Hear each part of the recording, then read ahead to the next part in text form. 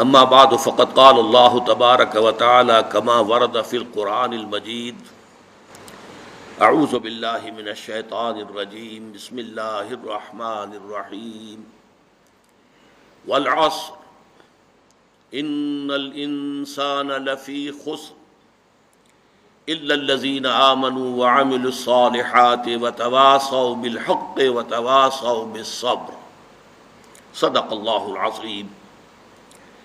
رب اشرح لی صدری ویسر لی امری واحلل عقدۃ من لسانی یفقہوا قولی۔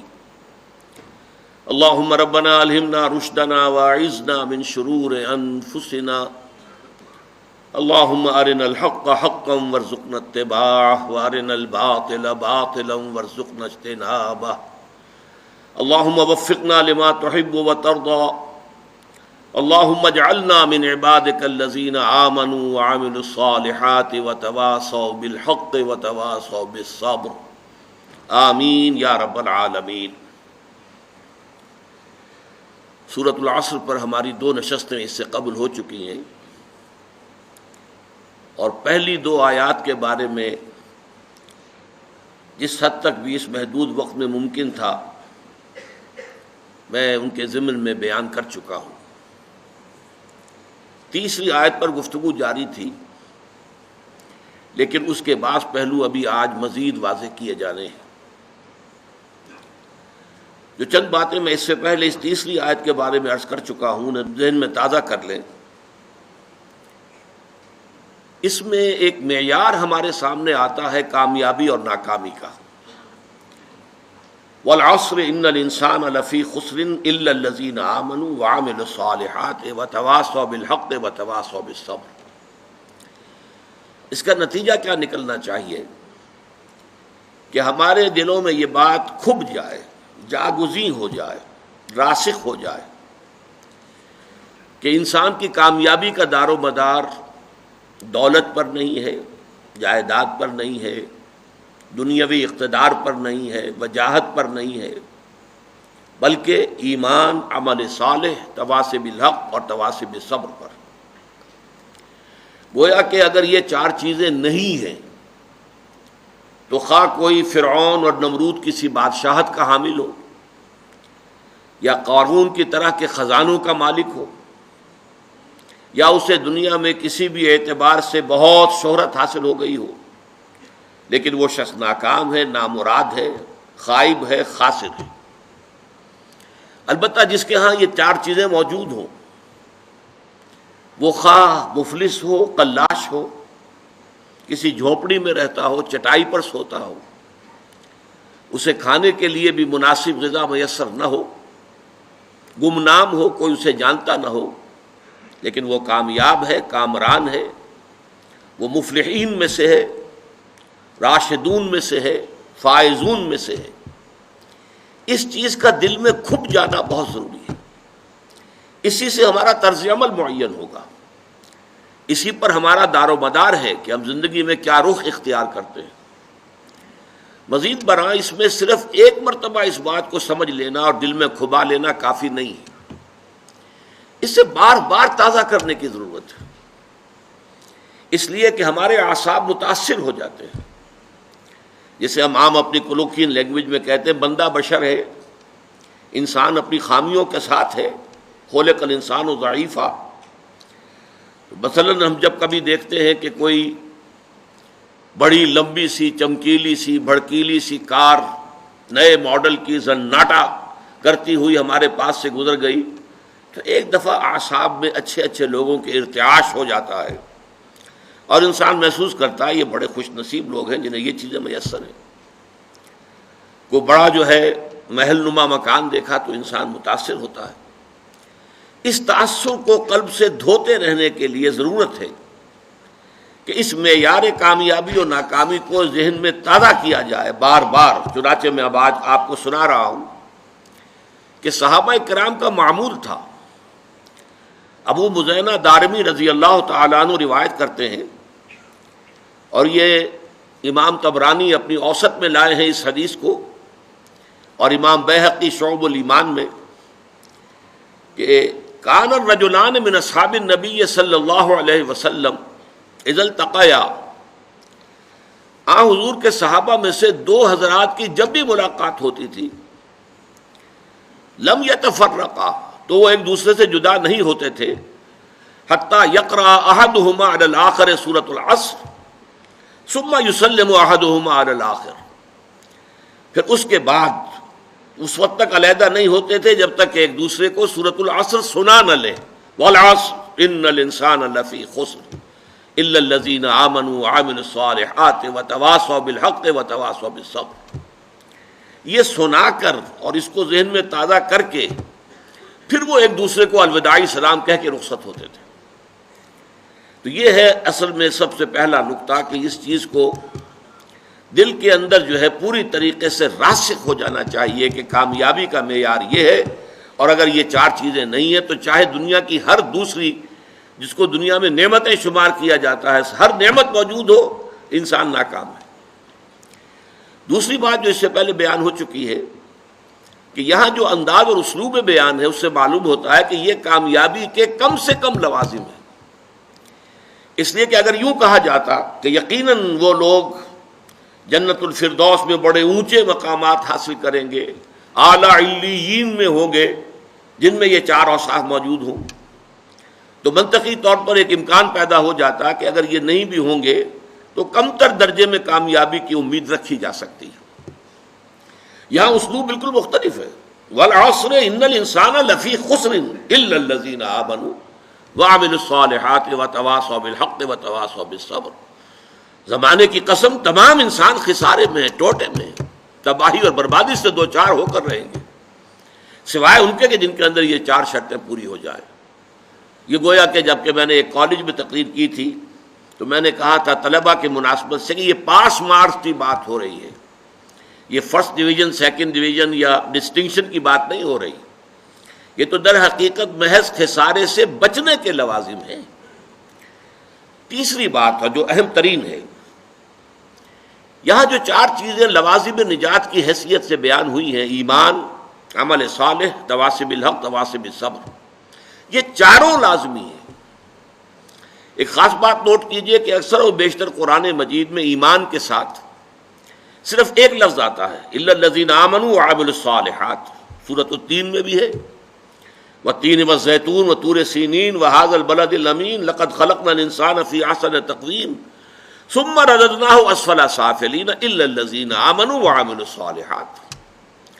یہ آمنوا وعملوا الصالحات آپ کو قرآن مجید میں سینکڑوں جگہ ملے گا۔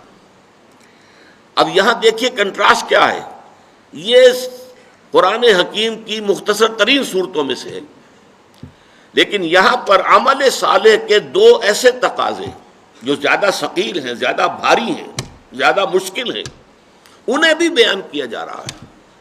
گویا کہ بحیثیت مجموعی صورت مختصر ترین ہے، لیکن لوازم نجات کے بیان میں یہاں اتناب ہے، یہاں تشریح ہے، یہاں تفصیل ہے، مزید وضاحت ہے، اس لیے کہ تواصی بالحق بھی ایک عمل ہے، عمل ہی کا دوسرا درجہ ہے۔ ایک انسان کی انفرادی نیکی ہے اور ایک یہ کہ وہ نیکی کا پرچارک بن کر کھڑا ہو جائے، نیکی کا علم بردار بن کر کھڑا ہو جائے، حق کا داعی بن کر کھڑا ہو جائے، یہ اسی کا اگلا مرحلہ ہے۔ اور دعوت ہو، تبلیغ ہو، امر بالمعروف ہو، نہی عن المنکر، یہ بھی تو عمل ہی ہے نا۔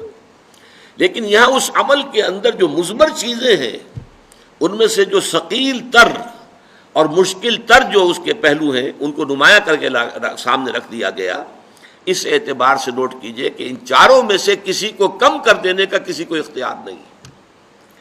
میں نے اسی لیے اس موضوع پر آپ کو امام راضی کا ایک قول سنایا تھا اور آج میں اسے پڑھ کر سنا رہا ہوں نصب بنفس آپ کو۔ امام راضی اپنی تفسیر کبیر میں سورۃ العصر کی تفسیر میں لکھتے ہیں، هذه الآیۃ فیہا وعید شدید، اس آیت مبارکہ میں بڑی شدید وعید ہے، بڑی زبردست دھمکی ہے اللہ تعالیٰ کی طرف سے۔ وذالک بأنہ تعالی، اور یہ اس لیے کہ اللہ تعالیٰ نے حکم بالخسار علی جمیع الناس، اللہ نے تو فیصلہ کر دیا خسارے کا، بربادی کا، تباہی کا تمام انسانوں کے لیے، جمیع الناس، الا من کان آتیا بہذہ الاشیاء الاربعۃ، سوائے ان کے، یہ مستثنا ہے۔ عام قانون جو ہے وہ تو وہی ہے کہ تمام انسان خسارے سے دوچار ہوں گے، لیکن یہ ہے کہ اس میں مستثنا کون ہوں گے کہ جو ان 4 شرائط کو پورا کریں. وہی الایمان، وہ کیا ہے؟ پہلے ایمان، والعمل الصالح، دوسرے عمل صالح، والتواصی بالحق، اور تیسرے حق کی ایک دوسرے کو وصیت کرنا، والتواصی بالصبر، اور صبر کی ایک دوسرے کو تاکید کرنا. فدل ذالک، یہ بڑے پیارے الفاظ ہیں. تو اس سے دلالت ہمیں ملی، اس سے رہنمائی ملی، اس سے یہ نتیجہ نکلتا ہے فدل ذالک علی ان النجات معلقۃ بمجموع هذه الامور، کہ نجات کا دار و مدار ان 4 چیزوں کے مجموعے پر ہے.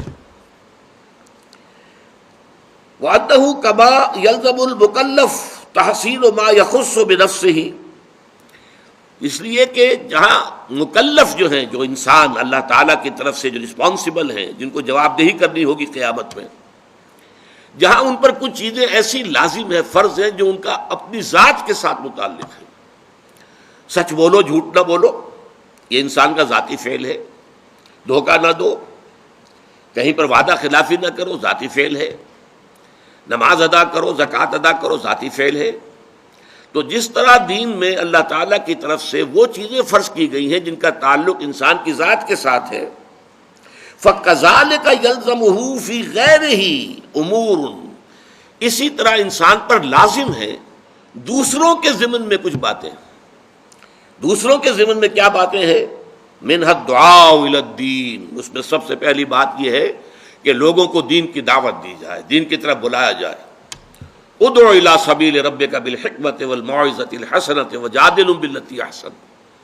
اب اصل زور کس پر ہے؟ یہ لازم ہے، یلزم، لازم ہے، یہ فرض ہے، یہ اضافی نیکی نہیں ہے. عام طور پر ہمارا تصور یہ ہے کہ یہ تو بڑے اونچے نیکی کے کام ہیں، عام آدمیوں کے کرنے کی باتیں نہیں ہیں، بلکہ اس سے بھی بڑھ کر جو ہمارے ہاں مغالطہ ہے وہ تو یہ ہے کہ یہ تو علماء کے کرنے کے کام ہے، یہ عام مسلمانوں کے کرنے کا کام نہیں ہے. انہی مغالطوں کو رفع کرنا در حقیقت یہ منتخب نصاب جس کا کہ سلسلہ وار درس ان مجالس میں ہو رہا ہے، اس کا مرکزی مقصد یہی ہے. قرآن مجید سے یہ بات سامنے آ جائے کہ بحیثیت مسلمان ہمارے فرائض کیا ہیں، ہم کن چیزوں کے لیے مکلف ہیں عند اللہ، اللہ تعالیٰ کی طرف سے کن کن چیزوں کی ذمہ داری ہمارے اوپر ڈالی گئی ہے جن کا کہ محاسبہ ہوگا قیامت کے دن. تو اس میں یہ ہے کہ کما یلزم، وہ چیزیں فَأَنَّهُ كَمَا يَلْزَمُ الْمُكَلَّفَ تَحْصِيلُ مَا يَخُصُّ نَفْسَهُ فَكَذَلِكَ يَلْزَمُهُ فِي غَيْرِهِ أُمُورٌ مِنْهَا الدُّعَاءُ إِلَى الدِّينِ، دین کی دعوت دینا، والنصیحہ، نصیحت ہے، تاکید ہے، وصیت ہے، اچھی بات کا کہنا ہے. وَالْأَمْرُ بِالْمَعْرُوفِ وَالنَّهْيُ عَنِ الْمُنْكَرِ، اور امر بالمعروف اور نہی عن المنکر ہے. یہ چیزیں بھی لازم ہیں، یہ ضروری ہے. اصل میں یہ بات میں چاہتا ہوں آپ اچھی طرح سمجھ لیں. ہماری امت میں جو زوال آیا ہے اس کے اسباب تو بہت سے ہیں، لیکن یہ کہ اس کا ایک بہت بڑا مظہر کیا ہے، وہ یہ ہے کہ ہماری امت کی عظیم اکثریت یہ سمجھتی ہے، مانتے تو ہیں جنت کو، دوزخ کو، محاسبہ اخروی کو، لیکن یہ کہ سمجھتے ہیں کہ جب ہم مومن ہیں، جب مسلم ہیں تو مومن ہیں تو نجات تو ہماری ہو جانی ہے. یہ تصور جیسے یہود میں عام ہو گیا تھا، لن تمسنا النار الا ایاما معدودات یا معدودہ، 2 جگہ قرآن میں یہ مضمون آیا ہے، ہمیں تو آگ چھو ہی نہیں سکتی مگر گنتی کے چند دن. تو ہم بھی کہتے ہیں ہمارے شاعروں نے اس تصور کو اتنا بڑھایا ہے، اسیاں سے کبھی ہم نے کنارہ نہ کیا، پر تو نے دل آزردہ ہمارا نہ کیا. ہم نے تو جہنم کی بہت کی تدبیر، لیکن تیری رحمت نے گوارا نہ کیا. یہ قرآن مجید کے مطابق تو یہ بات صحیح نہیں ہے. جہنم کی تدبیر کرو گے تو جہنم ہی میں جاؤ گے. اللہ تعالیٰ زبردستی کسی کو جنت میں داخل کرنے والا نہیں ہے، اور جنت کا معنی ہے تو محنت کرنی ہوگی، اس کے لیے محنت اور مشقت کرنی ہوگی، اس کے لیے ایمان اور عمل صالح اور تواصی بالحق اور تواصی بالصبر کے تقاضے پورے کرنے ہوں گے. لہٰذا یہ ہمارے ہاں جو اللہ تعالیٰ کی صفت ہے غفاری اور اللہ تعالیٰ کی صفت رحیمی کا حوالہ جو ہے دے دیا جاتا ہے. ما غرک بربک الکریم ایک مرکزی مضمون ہے یہ اس سورت کا جو آخری پارے میں ہے، سورۃ الانفطار. تمہیں کس چیز نے دھوکے میں ڈال دیا اپنے رب کے بارے میں؟ وہ کریم ہے، رحیم ہے، لیکن اس نے تمہیں اختیار دے کر تمہیں امتحان میں ڈالا ہے، اور اس کا نتیجہ نکلے گا تمہارے اعمال کے اعتبار سے۔ یہ ضرور ہے کہ محض عمل کی بنیاد پر کسی کی نجات نہیں ہوگی، اللہ کی رحمت کی ضرورت ہوگی، لیکن بغیر عمل کے تو وہ رحمت بھی آپ کو ملنے والی نہیں ہے۔ اپنی سی محنت کر کے اللہ تعالیٰ کی رحمت کا اپنے آپ کو مستحق ثابت کرو، پھر وہ رحمت خداوندی جو ہے دستگیری کرے گی۔ تو یہ چیزیں در حقیقت، اور ایمان کا بھی عام تصور کیا ہے، وہ جو شہادت ہے اشہد ان لا الہ الا اللہ واشہد ان محمد رسول اللہ، اسی کو ہم نے ایمان سمجھ لیا۔ حالانکہ یہ تو اقرار باللسان سے ہم مسلمان تو ہو گئے، قالت الاعراب آمنا قل لم تؤمنوا ولکن قولوا اسلمنا ولما يدخل الايمان في قلوبكم۔ یہ بدو کہہ رہے ہیں ہم ایمان لے آئے، نبی ان سے کہہ دیجئے تم ایمان ہرگز نہیں لائے ہو، بلکہ یوں کہو کہ ہم اسلام لے آئے ہیں، ہم نے اطاعت قبول کر لی ہے، اور ابھی ایمان تمہارے دلوں میں داخل نہیں ہوا۔ جب تک یہ ایمان دل میں نہ کھپ جائے وہ ایمان نہیں ہے، وہ کلمہ شہادت ہے، وربل اٹیسٹیشن ہے، وہ اسلام کا رکن ہے، ایمان کا نہیں ہے۔ ایمان کا رکن کیا ہے؟ ثم لم يرتابوا انما المؤمنون الذين آمنوا بالله ورسوله ثم لم يرتابوا۔ اصل مومن تو وہ ہے جو اللہ پر، اس کے رسول پر ایمان لائے، پھر شک میں ہرگز نہ پڑے، یقین کی کیفیت ہو جائے۔ پھر عمل صالح، جیسا کہ میں نے کہا قرآن مجید میں شاذ آپ کو بڑا تلاش کرنے کے مقام تلاش کرنا پڑے گا جہاں کہ ایمان کے ساتھ عمل صالح کی شک موجود نہ ہو، وہ لازم و ملزوم کی طرح ہوتے ہیں۔ پھر یہ تواصی بالحق اور تواصی بالصبر ہے۔ تو یہ تمام چیزیں لازم ہیں، اور ان کے لزوم کو در حقیقت ذہن نشین کرنا، جیسا کہ میں نے عرض کیا کہ اس کی ہمارے اس منتخب نصاب کے درس کا مرکزی ہدف یہی ہے، ٹارگٹ یہی ہے کہ ہمارا جو تصور ہے فرائض دینی کا وہ بدل جائے۔ اب دیکھیں ان چاروں چیزوں کے اندر در حقیقت یہ چار چیزیں نہیں ہیں، بلکہ یہ ایک ہی سلسلے کی چار کڑیاں ہیں، ایک سے دوسری شے خود بخود برآمد ہوتی ہے۔ میں اس کو ایک بڑی سادہ سی مثال سے پہلے سمجھاؤں۔ دیکھیے دنیا میں کوئی معاملہ آپ کے سامنے آتا ہے، فرض کیجئے کہ کوئی جھگڑا ہے، کوئی تنازع ہے، کوئی قضیہ ہے۔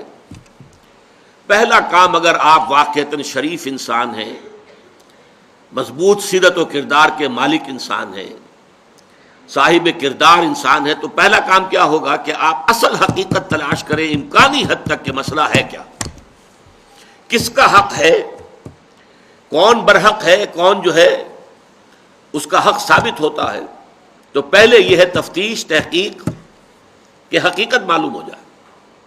ثانیاً اب جو حقیقت آپ پر منکشف ہو، اب اسے قبول کرنا دل سے، اور اگر اس کا کوئی اثر آپ کی ذات پر بھی پڑتا ہو تو اس کو عملاً اختیار کرنا۔ فرض کیجئے کہ اس معاملے میں کوئی ایسا پہلو نکل آیا ہے جس کی زد خود آپ پر پڑ رہی ہے، تو اس لیے کہ مجھ پر زد آ رہی ہے یا میرے والدین پر آ رہی ہے، میرے رشتہ داروں پر آ رہی ہے، اگر غض بصر کریں گے، صرف نظر کریں گے، تو معلوم ہے سیرت اور کردار نام کی کوئی شے نہیں ہے، پھر بودا انسان ہے، کوئی حیثیت نہیں۔ جیسے کہ قرآن مجید میں سورہ نساء میں فرمایا گیا، یا ایھا الذین آمنوا کونوا قوامین بالقسط شہداء للہ ولو علی انفسکم او الوالدین والاقربین۔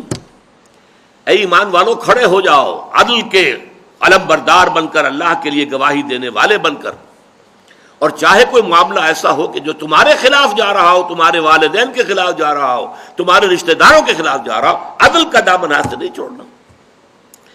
اسی طرح فرض کیجئے کوئی فیصلہ جو ہے صحیح بات، اس سے آپ کے کسی دشمن کو فائدہ پہنچ رہا ہے، اب یہاں اس وجہ سے نہ رک جائیں۔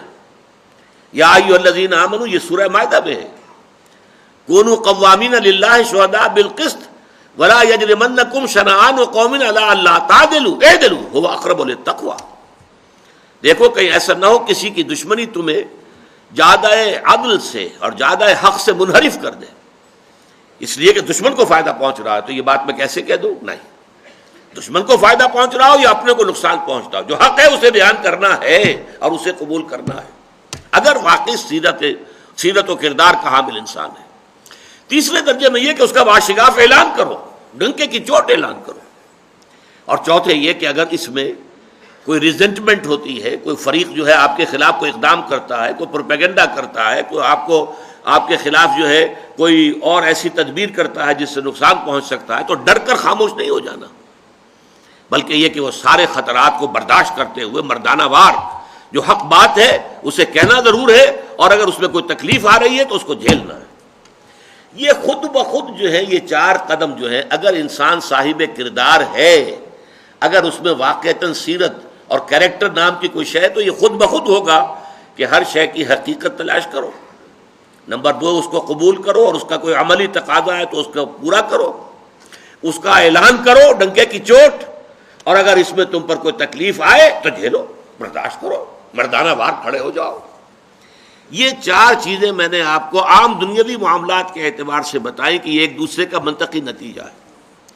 یہ تو میں نے بہت گراؤنڈ لیول پر بات کی، اب ذرا بہت اونچی سطح پر بات کریں گے۔ دیکھیے، ہر ذی شعور انسان کے لیے سب سے پہلا مسئلہ جو دنیا میں آتا ہے وہ یہ ہے، میں کون ہوں، کہاں سے آیا ہوں، یہ کائنات کیا ہے؟ آیا یہ ہمیشہ سے ہے، یہ ہمیشہ رہے گی، یا یہ کہ کسی وقت کریٹ کی گئی ہے، تخلیق کی گئی ہے اور کسی وقت ختم بھی ہو جائے گی؟ اگر کریٹ کی گئی تو کریٹر کون ہے، خالق کون ہے؟ میرا اس کے ساتھ رابطہ کوئی ہو سکتا ہے؟ نہیں ہو سکتا۔ پھر یہ کہ میرے اندر خیر اور شر کے کچھ رجحانات تو ہیں، لیکن آیا یہ مستقل ویلیوز ہے یا ایسے ہی صرف میری سوچ ہے؟ نتھنگ از گڈ اور bad, only thinking makes it so, یا کچھ اور معاملہ ہے؟ علم کیا ہے، کہاں سے علم حاصل کریں؟ یہ فلسفے کے بڑے چوٹی کے مسائل ہیں۔ ایپسٹیمولوجی ہے، ایتھکس ہے، اور یہ کہ میٹا فزکس ہے، یہ تمام مسائل دنیا میں آتے ہیں ہر باشعور انسان کے۔ یہ دوسری بات ہے کہ اکثر لوگ بے شعور ہوتے ہیں، وہ یہ کہ ہر معاشرے میں جس میں آنکھ کھولی اس میں جو کچھ بھی لوگ مان رہے ہیں انہوں نے مان لیا۔ 100 خداؤں کو مان رہے ہیں، 100 کو مان لیا، چلو گاڑی چلاؤ۔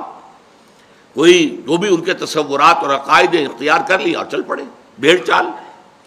لیکن یہ کہ ہمیشہ آپ نے دیکھا کچھ نہ کچھ لوگ دنیا میں ایسے رہے کہ جنہوں نے محض اس وجہ سے کسی شے کو ماننے کے لیے تیار نہیں ہوئے کہ چونکہ لوگ مانتے ہیں۔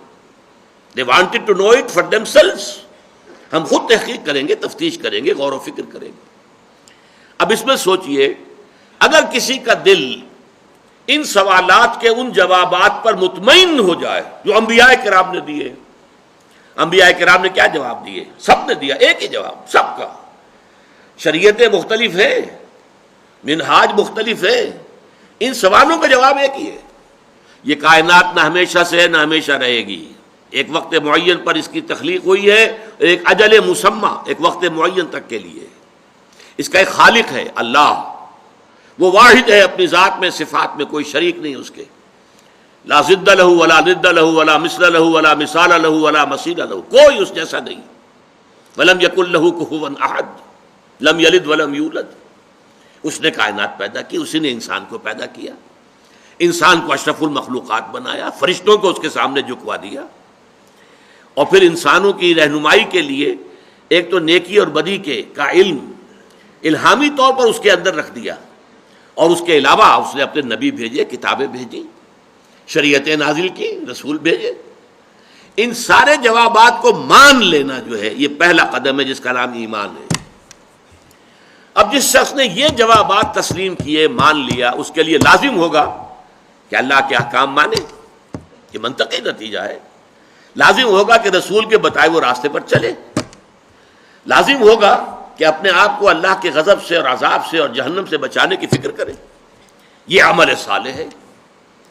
تیسرے درجے میں اب اسی کی دعوت دے، اسی کو لوگوں تک پہنچائے، لوگوں کو اسی راستے کی طرف بلائے۔ اور چوتھے درجے میں یہ کہ اگر اس میں کوئی تکلیف آتی ہے، جیسا کہ آپ کو معلوم ہے تمام انبیاء اور رسول کو تکلیفیں اٹھانی پڑی، کیسی کیسی تکلیفیں جھیلی ہیں ہمارے انبیاء اور رسول نے۔ اور حضور فرماتے ہیں کہ تمام انبیاء نے جو تکلیفیں برداشت کی ہیں، میں نے تنہا وہ ساری برداشت کی۔ آپ کا خون بھی آپ کو معلوم ہے بہا ہے 2 مواقع پر۔ آپ کو معلوم ہے کہ طائف کی مٹی میں بھی حضور کا خون جذب ہوا، اور پھر دامن احد میں تو خون کا فوارہ چھوٹا ہے آپ کے چہرے سے۔ یہ جو رخسار مبارک کی ہڈی تھی، اس کے اندر چونکہ وار تلوار کا جو ہے گھس گیا، اور خود جو آپ نے پہنا ہوا تھا اس کی 2 کڑیاں بھی اس کے اندر گھس گئیں، تو اس میں جو ہے جب ان کو نکالا گیا ہے تو خون کا فوارہ چھوٹا، اتنا خون گیا ہے کہ آپ بے ہوش ہو گئے۔ تو تکلیفیں جھیلو، حق کے لیے، بھلائی کے لیے، عدل کے لیے، انصاف کے لیے، یہ ہے راستہ الا الذین آمنوا وعملوا الصالحات وتواصوا بالحق وتواصوا بالصبر۔ اب اس میں ذرا باہمی جو ربط ہے ان کا وہ بھی سمجھ لیجئے۔ ایمان اور عمل صالح کے ربط پر تو میں پچھلے اپنی نشست میں کچھ احادیث آپ کو سنا چکا ہوں۔ ایمان جب تک صرف ٹپ آف دی ٹنگ پر ہے، اقرار باللسان، عمل جدا ہو سکتا ہے، قول کچھ اور ہوگا، عمل کچھ اور ہوگا۔ لما تقولون ما لا تفعلون، اسی پر ڈانٹ پلائی گئی ہے سورہ صف میں، یا ایھا الذین آمنوا لما تقولون ما لا تفعلون، اے ایمان والو کیوں کہتے ہو جو کرتے نہیں ہو۔ کبر مقتا عند اللہ ان تقولوا ما لا تفعلون، اللہ کے نزدیک اس کے غضب کو بھڑکانے والی بات ہے یہ کہ تم کہو وہ جو کرتے نہیں ہو۔ تو جب تک تو صرف ٹپ آف دی ٹنگ پر ہے، صرف اقرار باللسان کا درجہ ہے ایمان کا، تو عمل علیحدہ قول علیحدہ، یہ متضاد ہو سکتی ہیں دونوں چیزیں۔ لیکن جب ایمان دل میں گھس جاتا ہے تو پھر ظاہر بات ہے کہ اس دل کے تابع ہے انسان کی پوری شخصیت۔ اس کے بعد کیا ہوگا؟ پھر عمل اس کے تابع ہو جائے گا، عمل اس کے مطابق ہوگا۔ عمل لازماً جو ہے، کیسے ہو سکتا ہے کہ یقین ہو دل میں اور اللہ کا حکم جو ہے انسان توڑ رہا ہو؟ یقین ہو کہ مر کے اللہ کے حضور میں حاضر ہونا ہے اور پھر اس کے احکام جو ہیں اس کی خلاف ورزی کی جا رہی ہے۔ ایک کانسٹیبل کھڑا ہوتا ہے چوک پر تو آپ کی گاڑی سائیکل ہو یا موٹر سائیکل ہو یا کار ہو ٹھیک جگہ جا کر کھڑی ہو جاتی ہے، اور اگر کوئی کانسٹیبل نہیں ہے تو دائیں بائیں دیکھ کر کے کوئی ٹریفک نہیں ہے، اچھے اچھے لوگ جو ہیں وہ اشارہ توڑ جاتے ہیں۔ تو اگر کسی کو یقین ہو اللہ ہے اور ہر آن مجھے دیکھ رہا ہے، ہر آن دیکھ رہا ہے، چاہے میں تین تین پردوں میں ہو جاؤں، میں نے گھر کا مین دروازہ بھی بند کیا ہے، پھر یہ کہ اس کے بعد سارے دروازے کھڑکیاں ان کے اوپر پردے بھی ڈال دیے ہیں، لیکن ایک آنکھ مجھے اب بھی دیکھ رہی ہے، اگر یہ یقین ہو تو کیسے اس کے حکم کی خلاف ورزی ہوگی؟ اس لیے میں نے حدیثیں آپ کو سنائی تھی، لا یزنی الزانی حین یزنی وہو مومن، کوئی زانی حالت ایمان میں زنا نہیں کرتا۔ کیسے ممکن ہے کہ دل میں ایمان ہو اور زنا ہو رہا ہو؟ ناممکن۔ پھر وہ دھیلے کی قیمت نہیں اس ایمان کی۔ کوئی شرابی حالت ایمان میں شراب نہیں پیتا، کوئی چور حالت ایمان میں چوری نہیں کرتا۔ اسی طرح یہ کہ آپ نے 3 مرتبہ قسم کھائی، واللہ لا یؤمن واللہ لا یؤمن واللہ لا یؤمن، قیل من یا رسول اللہ، خدا کی قسم فلاں شخص مومن نہیں، فلاں شخص مومن نہیں، فلاں شخص مومن نہیں، 3 دفعہ قسم۔ پوچھا گیا کون؟ آپ نے فرمایا الذی لا یأمن جارہ بوائقہ، وہ شخص کہ جس کی کج خلقی کی وجہ سے، بد اخلاقی کی وجہ سے اس کا پڑوسی چین میں نہیں ہے، امن میں نہیں ہے۔ پڑوسی کو ہر وقت اندیشہ ہوتا ہے پتہ نہیں کیا کر گزرے گا، یہ میری عزت پر کوئی حملہ کرے گا، کیا کرے گا، کچھ پتہ نہیں۔ تو وہ شخص مومن نہیں ہے، وہ نمازی ہو، وہ روزے دار ہو، وہ متقی ہو، وہ داڑھی والا ہو، سب کچھ ہو، لیکن یہ کہ اگر پڑوسی امن میں نہیں، چین میں نہیں ہے تو وہ مومن نہیں ہے، نہیں ہے، نہیں ہے، خدا کی قسم نہیں ہے۔ تو آپ بتائیے ایمان اور عمل صالح کو کیسے ایک دوسرے سے جدا کر دیں گے؟ ہاں لیگل لیول پر، at the tip of the tongue, زبان پر جب ایمان ہے تو ہو سکتا ہے عمل اور قول اور، لیکن جب دل میں ایمان آ جائے گا تو پھر ممکن نہیں۔ اسی طریقے سے یہ تو ایمان اور عمل صالح کا تعلق ہو گیا جو بالکل لازم و ملزوم ہے، جسے آپ اردو محاورے میں کہتے ہیں چولی دامن کا ساتھ ہے، چولی دامن کا ساتھ۔ اسی طریقے سے 3 اور 4 کو بھی جب دیکھیں گے تو اس کا بھی بالکل واضح طور پر بات ہے کہ ان کے درمیان رشتہ ہے لازم و ملزوم کا۔ عام قول ہے دنیا میں ٹروتھ از بٹر، عربی میں بھی کہتے ہیں الحق مرن، حق جو ہے کڑوا ہوتا ہے، کوئی شخص سننے کو تیار نہیں۔ آپ کوئی بچی بات کسی سے کہیے، تنقید کیجئے اس پر، اگر اس نے کوئی غلط حرکت کی ہے تو آپ کو ریزنٹمنٹ کا سامنا تو ہوگا، کوئی عملی اقدام آپ کے خلاف نہ ہو، یہ بھی ہو سکتا ہے کوئی آپ پر زد و کوب کرنے کے لیے بھی آمادہ ہو جائے، تو یہ تو آئے گا۔ خیر کی دعوت کو اور نیکی کی تبلیغ کو ظاہر بات ہے کہ ٹھنڈے پیٹوں برداشت نہیں کیا جاتا، یہ اس اعتبار سے لازم و ملزوم ہے۔ بدی جو ہے وہ آسانی سے راستہ نہیں چھوڑتی نیکی کے لیے، بلکہ نیکی کو قربانیاں دے کر اور محنتیں کر کے اور مشقت کر کے اور تکالیف جھیل کر ثابت کرنا پڑتا ہے کہ ہاں واقعی نیکی کا حق ہے کہ اس کا غلبہ ہو۔ تو یہ دونوں چیزیں، ایک ایمان اور عمل صالح لازم و ملزوم، تواصی بالحق تواصی بالصبر لازم و ملزوم، یہ جو درمیان میں لنک بنتا ہے 2 اور 3 کے درمیان، عمل صالح اور تواصی بالحق کا لنک کیا ہے؟ یہ ذرا سمجھنے کی بات ہے۔ دیکھیے نیکی اگر واقعتاً آپ میں پیدا ہو گئی ہے، خیر بھلائی عمل صالح آپ میں پیدا ہو گیا ہے، اگر واقعی، اگر وہ دکھاوے کا نہ ہو، ریاکاری کا نہ ہو، جھوٹ موٹ کا نہ ہو، واقعی ہو، واقعی ایمان پیدا ہو گیا، واقعی آپ کا عمل صالح جو ہے وہ میچور ہو گیا، تو تین تقاضے ہیں جن کے تحت وہ آپ کی ذات سے پھیلے گا باہر معاشرے کے اندر۔ پہلی بات تو سمجھیے کہ فزیکل لا ہے، اگر کہیں بھٹی جل رہی ہے آگ کی تو اس سے حرارت ماحول میں سرایت کرے گی کہ نہیں؟ لازماً پھیلے گی۔ اور اگر کہیں برف کی سلیں رکھی ہوئی ہیں اس سے ٹھنڈ ماحول میں سرایت کرے گی کہ نہیں؟ لازماً کرے گی، فزیکل لا ہے نا۔ اگر آپ میں نیکی ہے، عمل صالح ہے، خیر ہے، یہ خیر آپ سے لازماً معاشرے کے اندر سرایت کرے گا، پھیلے گا۔ جیسے کنٹیجیس ڈیزیز ہوتی ہیں کہ بیماری ایک دوسرے کو لگتی ہے، ایسے یہ خیر، یہ بھلائی جو ہے یہ بھی یقیناً ایک سے دوسرے تک متعدی ہوتی ہے، پھیلتی ہے، جاتی ہے اور سرایت کرتی ہے۔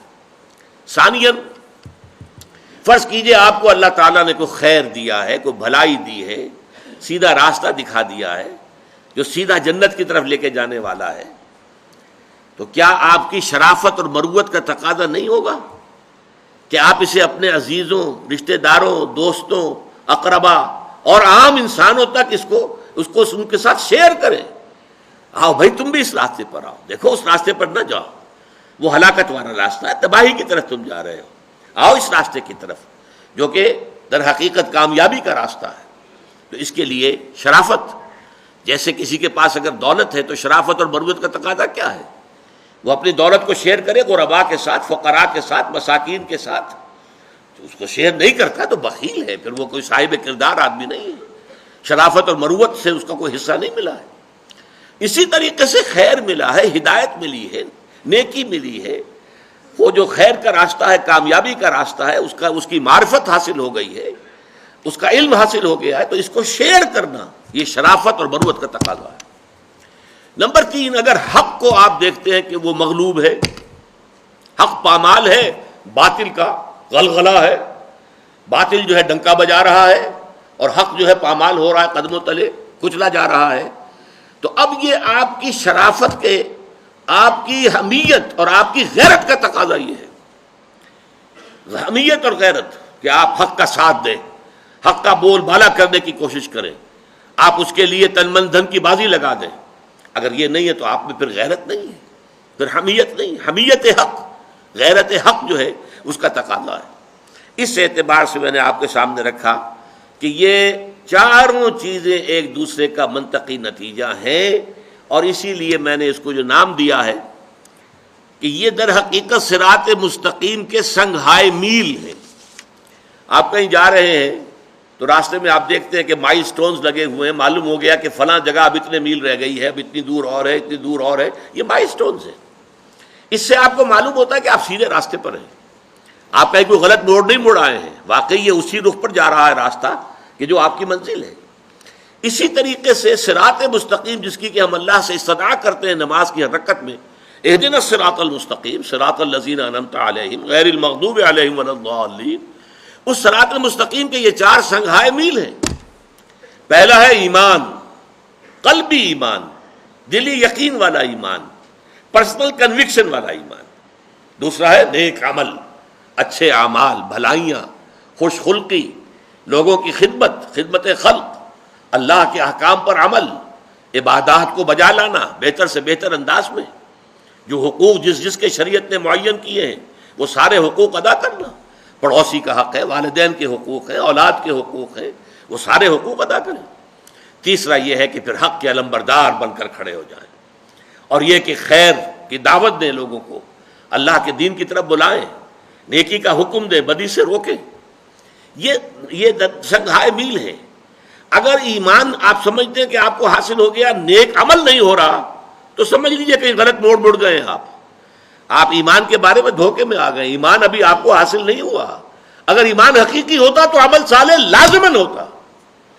اسی طریقے سے اگر آپ سمجھتے ہیں کہ میں نیک بن گیا، میں نے نیک اعمال اختیار کر لیے، میں نے نیکی جو ہے اور اعمال صالحہ کی تحصیل کر لی ہے، لیکن اس سے اگلا مرحلہ نہیں آتا، دعوت کا مرحلہ نہیں آتا، امر بالمعروف نہی عن المنکر کا مرحلہ نہیں آتا، خیر کی وصیت اور نصیحت کا مرحلہ نہیں آتا، تو سمجھ لیجئے کہ آپ کا اپنا اخلاق جو ہے کہیں اس کو گھن لگ گیا۔ جیسے آپ نے کہیں دیکھا ہوگا بجلی کے بعض ایسے لیمپ ہوتے ہیں یا اس طرح کی جو ہے وہ سکائی کرنے کے لیے بھی ہیٹرز ہوتے ہیں، جن میں اصل میں تو اوپر بجلی کے وائرز میں سے جو ہے حرارت نکل رہی ہوتی ہے، لیکن نیچے نظر آتے ہیں کہ انگارے دہک رہے ہیں، نہیں، نظر تو ایسے آ رہا ہے کہ جیسے انگارے ہیں، اور یہ جو انگارے جو ہیں یہ روشنی دے رہے ہیں اور آگ ہے نہیں۔ وہ ہو سکتا ہے کہ آپ کا عمل صالح بظاہر عمل صالح ہو، حقیقتاً عمل صالح نہیں ہے، اگر وہ آپ کی ذات سے باہر نکل کر معاشرے کے اندر سرایت نہیں کر رہا۔ اگر اس نے دعوت الی الخیر، اس نے دعوت الی سبیل رب، اس نے امر بالمعروف نہی عن المنکر کا اگر، اور حق کی حمیت، حق کی حمایت، حق کا بول بالا کرنے کے لیے تن من دھن لگا دینا، اگر یہ مرحلہ نہیں آیا تو گویا کہ آپ کا عمل صالح بھی دھوکہ ہے، فریب ہے، حقیقت نہیں۔ دیکھنے میں آگ ہے، حقیقت میں آگ نہیں ہے۔ دیکھنے میں برف ہے، اصل میں تو یہ شیشے کی سل پڑی ہوئی ہے، یہ حقیقت میں برف نہیں ہے۔ اور اس کے بعد آخری امتحان ظاہر بات ہے صبر کا ہے، جس کے لیے کہ حضرت لقمان نے، ہمارا تیسرا درس جو ہے وہ حضرت لقمان کے بارے میں ہے، کہ انہوں نے کہا تھا اپنے بچے سے، یا بنی اقم الصلاۃ وامر بالمعروف وانہی عن المنکر واصبر علی ما اصابک، اے میرے بچے نماز قائم رکھیے، عمل صالح کی ایک بات ہو گئی، وامر بالمعروف نیکی کا حکم دے، وانہی عن المنکر اور بدی سے روک، واصبر علی ما اصابک اور پھر جو تجھ پر بیتے اسے برداشت کر، ان ذالک من عزم الامور، یہ بڑے ہمت کے کاموں میں سے ہے۔ یہ در حقیقت مضبوط سیرت و کردار کے حامل جو لوگ ہیں وہی ان تقاضوں کو پورا کر سکتے ہیں، ان ذالک من عزم الامور۔ اب آخری نقطہ میں بیان کرنا چاہ رہا ہوں، ان چاروں چیزوں میں ایک توازن کی ضرورت ہے۔ دیکھیے جیسے گراف ہوتا ہے، گراف میں آپ کا ایک طرف جو ہے ہاریزونٹل لائن ہے، ایک طرف ورٹیکل لائن چل رہی ہے۔ ہاریزونٹل میں آپ لکھ لیجئے کامیابی کے لیے ایمان، عمل صالح، تواصی بالحق، تواصی بالصبر۔ اب ایمان کے بھی درجے بہت ہوں گے، عمل صالح کے بھی درجات بہت ہیں، تواصی بالحق کے بھی درجے بہت ہیں، صبر کے بھی بڑے سے بڑے کٹھن سے کٹھن مراحل آ سکتے ہیں۔ اب ان میں یوں سمجھیے کہ اگر کسی کو ایمان میں کچھ ترفع حاصل ہو گیا ہے، ایمان زیادہ نکھر گیا ہے، زیادہ چمک گیا ہے، اسی پیمانے سے، اسی تناسب سے عمل صالح کے اندر بھی نکھار، جوبن آنا چاہیے، اس کے اندر روشنی پیدا ہونی چاہیے، اور اسی درجے میں پھر تواصی بالحق کے اندر بھی انسان زیادہ کوشاں ہو، زیادہ محنت کرے اور پھر صبر کرے۔ یہ گویا کہ ایک توازن کے ساتھ ہو۔ اس سے بھی اوپر چلے گئے، فرض کیجئے ایمان جو ہے وہ اس درجے کو پہنچ گیا جیسے کہ ایک صحابی نے کہا تھا، جب ان سے حضور نے پوچھا صبح فجر کے بعد، کیف اصبحت یا اخی، یا جو بھی الفاظ تھے، آج صبح کیسے ہوئی تمہیں؟ انہوں نے کہا اصبحت مومنا حقا یا رسول اللہ، عرض کیا اے اللہ کے رسول میرا تو ایمان بالکل، میرا صبح جو مجھے ہوئی ہے وہ سچے ایمان کی صبح ہوئی ہے۔ یہ بڑا غیر معمولی جواب تھا۔ تو حضور نے پوچھا لکل شیء صفۃ فما صفۃ ایمانک، ہر شے کی کوئی صفت ہوتی ہے جس سے اس کو پہچانتے ہیں، تو تم جو یہ دعویٰ کر رہے ہو کہ مومن حقا، ایک سچے حقیقی مومن کی صبح مجھے نصیب ہوئی ہے، تو تمہارے ایمان کی کیا صفات ہیں؟ انہوں نے عرض کیا کانی انظر الی الجنہ، حضور میری حالت تو یہ کہ گویا کہ میں اپنی آنکھوں سے جنت کو دیکھ رہا ہوں، وکانی انظر الی النار، اور میرے یقین کی کیفیت یہ ہے کہ جیسے کہ میں اپنی آنکھوں سے جہنم کو دیکھ رہا ہوں۔ تو یہ بھی کیفیت ہے، ایمان کا ایک درجہ یہ بھی ہے۔ جب ایمان کا یہ درجہ ہو تو عمل بھی بہت بلند ہونا چاہیے، خدمت خلق اس کی زندگی میں بہت نمایاں ہونا چاہیے، اس کے اپنے کردار میں صرف فرائض نہیں، فرائض سے آگے مستحبات، حضور کے نقش قدم پر زیادہ سے زیادہ پیروی، آپ کا انداز ہر طور سے اختیار کرنے کی ہر ممکن کوشش، پھر اسی درجے میں پھر حق کے لیے تن من دھن لگا دینا، جان کی بازی کھیل جانا، یہ چیزیں ایک توازن کے ساتھ بڑھنی چاہیے۔ اگر عدم توازن ہو تو اس کو ہم کہیں گے اپنی میڈیکل ٹرمینالوجی میں دیر از سم پیتھولوجی سم ویئر، کہیں نہ کہیں کوئی گڑبڑ ہے، نارمل نہیں ہے معاملہ اگر یہ عدم توازن ہے۔ مثلا ایک روایت جو میں آپ کو سنانا چاہتا ہوں، حضور نے فرمایا صلی اللہ علیہ وسلم، اوحى اللہ عز وجل الی جبرائیل علیہ الصلوۃ والسلام، اللہ تعالیٰ نے حضرت جبرائیل علیہ السلام کو وحی کے ذریعے سے حکم دیا، ان اقلب مدینۃ کذا و کذا باہلھا، فلاں فلاں شہروں کو اس کے رہنے والوں سمیت تلپٹ کر دو، الٹ دو۔ قال فقال، حضور نے ارشاد فرمایا کہ اس پر حضرت جبرائیل نے عرض کیا علیہ الصلوۃ والسلام، اے رب ان فیہا عبدک فلانا لم یعصک طرفۃ عین، پروردگار ان بستیوں میں تو تیرا فلاں بندہ بھی ہے جس نے پلک جھپکنے جتنی دیر بھی کبھی معصیت میں بسر نہیں کی۔ اب غور کیجئے، اس سے اونچا نیکی کا مقام ہو سکتا ہے؟ یہ گواہی دینے والا کوئی کرائے کا وکیل نہیں ہے، حضرت جبرائیل ہے، اور گواہی کہاں دے رہے ہیں؟ بارگاہ خداوندی میں، جہاں ابو جہل اور فرعون بھی جھوٹ نہیں بولیں گے، سچ بولیں گے، قال ثوابا، وہاں یہ گواہی دے رہے ہیں۔ اس شخص کے ایمان اور عمل صالح کا کیا حال ہوگا جس کے بارے میں جبرائیل کی گواہی ہے کہ پلک جھپکنے جتنی دیر بھی کبھی معصیت میں بسر نہیں کی۔ قال فقال، حضور نے فرمایا، اس پر اللہ تعالیٰ نے ارشاد فرمایا، اقلبها علیہ وعلیہم، الٹو اس بستی کو، پہلے اس شخص پر پھر دوسروں پر۔ فإن وجهه لم يتمعر في ساعة قط، اس لیے کہ اس شخص کے چہرے کا رنگ کبھی میری حمیت کی وجہ سے بدلا نہیں، یعنی یہ کہ یہ دیکھتا رہا برائیاں پھیل رہی ہیں، منکرات کا عروج ہے، جو معروف ہے وہ دبا ہوا ہے، شریعت کے جو ہے دھجیاں بکھیری جا رہی ہیں، اللہ کے احکام جو ہے ان کو توڑا جا رہا، اور یہ لگا رہا مست رکھو ذکر و فکر صبح گاہی میں اسے، پختہ تر کر دو مزاج خانقاہی میں اسے۔ اس نے باطل کا مقابلہ نہیں کیا، اس نے حق کی حمیت میں کھڑے ہو کر اور لوگوں کو جو ہے حق کی دعوت نہیں دی، اور ان کی طرف سے کوئی جو ریزنمنٹ تھی اس کو برداشت نہیں کیا۔ یہ زیادہ بڑا مجرم ہے۔ اقلبها علیہ وعلیہم، الٹو ان بستیوں کو، پہلے اس پر پھر دوسروں پر۔ یہ ہے عدم توازن۔ اس کی دوسری انتہا کیا ہوگی؟ فرض کیجئے ایک شخص ہے، وہ اقامت دین کے لیے جد و جہد کر رہا ہے، تن من دھن صبح شام لگا ہوا ہے، یہ اونچا ترین مرحلہ ہے، یہ تواصی بالحق کی بلند ترین منزل ہے، لیکن دوسری طرف حال کیا ہے؟